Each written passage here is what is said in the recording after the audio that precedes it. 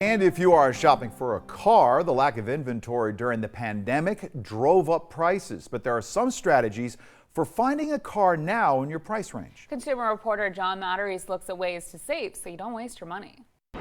Cheryl Lucas, like so many car buyers right now, is stunned by high prices for both new and used vehicles. It's ridiculous. People can't afford them anymore. Ford dealer Matt Sander, though, sees some good news on the horizon. While his customers still face long waits for hot sellers like the Ford Bronco, new cars are finally rolling in again. We have Bronco Sports, Escapes, Edges, F-150s. After a year with very little for sale. There's quite a selection here.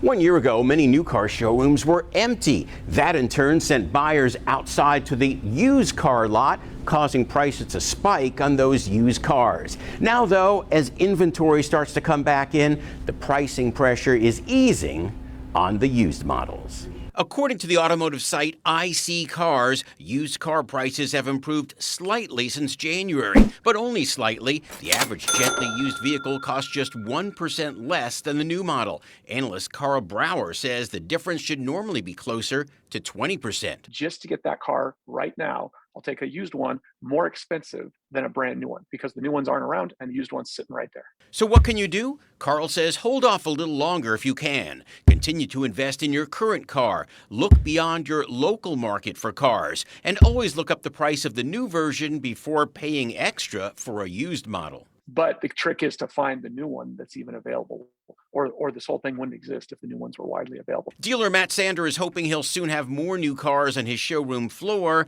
though iSeeCars says it could be a year before supply and demand is back to normal. That way you don't waste your money. I'm John Matteries.